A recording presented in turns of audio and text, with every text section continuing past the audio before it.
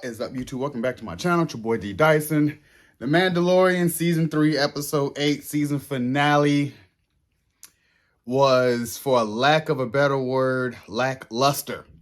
I enjoyed the action in it, picking up from Episode 7, and it just, the way people was framing it, and especially talking about it all week, where one of the actors on set was like, oh, it's going to be so sad, and, you know, kind of like insinuating that one of our favorite characters might be going, like whether it was Bo-Katan Kryze, whether it was the Armorer, whether it was Din Djarin himself, or Grogu. So I'm kept telling myself, I'm like, yeah, one of these are probably going to fall, or the Armorer is a spy for Moff Gideon. So we had all these speculations over this last episode.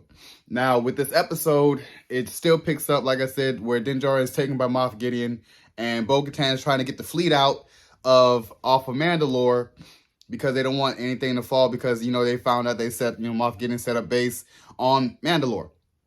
Now they're fighting these Beskar stormtroopers that has the Beskar armor, and they kind of have, and which is pretty a good idea for Moff Gideon to have stormtroopers with the Beskar armor and the flame stuff and the grapple stuff. Like, it's just, they're all Mandalorians basically, or they have Mandalorian tech that improves stormtroopers. And you could tell that he was in a process of cloning, basically starting his fleet on his own.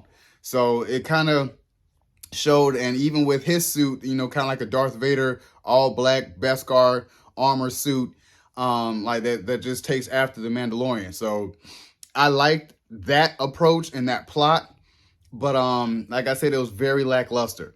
And even when he destroyed the Darksaber, I'm just kind of like, what are we gonna do with that? But you could tell it's a lot that they're going to be saving for the Star Wars movie and Star Wars canon, just for the Star Wars lore, for I'm assuming a Mandalorian movie, or it's going to be a trilogy. I thought Ahsoka was going to come in. You know, all these speculations. Didn't get them all. And that's why I was like, I like the fact that Grogu is using the Force a lot more against the Red Guards. And that was like the only cool thing that I really saw in this whole thing, was like how just Grogu got to use the Force and making sure that Din Djarin was okay.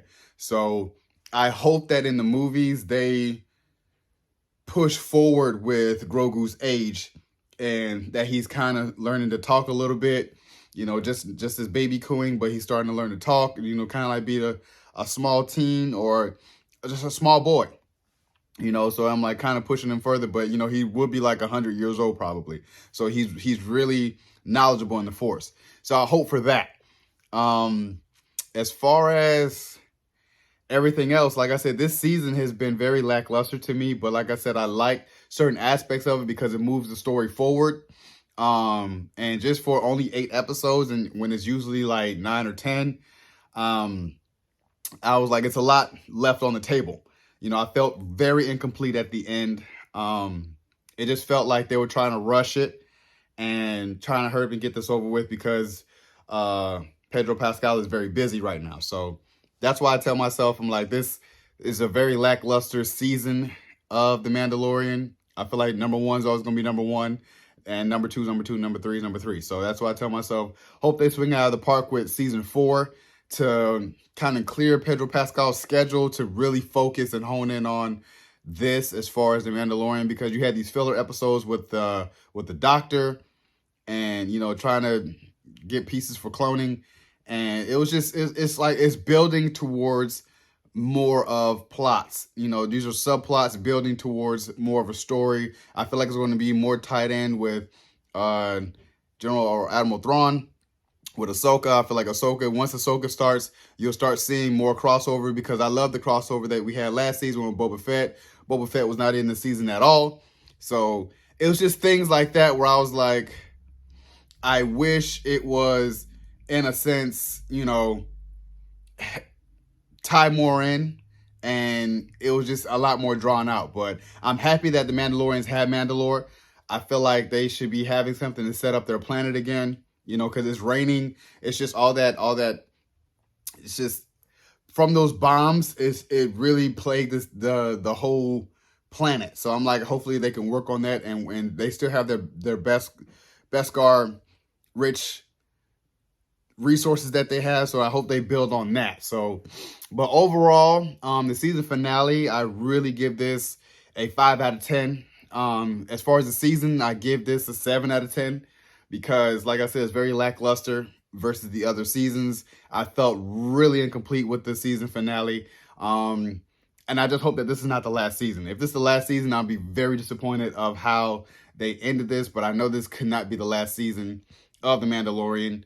But like I said, I love Pedro Pascal as being the Mandalorian. I don't want him to die, but I just want that build up between him and Bo-Katan Kryze, or Bo-Katan may fall and he may have to take over and be the Mandalorian of, like, the king of the Mandalorians, you know. So that's why I sit there and tell myself, I think that they may be building up for that. Hopefully. So you guys enjoyed my review of The Mandalorian Season 3, Episode 8 season finale, and the season review. Subscribe to my channel, post a comment down below, and like the video. It's your boy, D Dyson. Peace.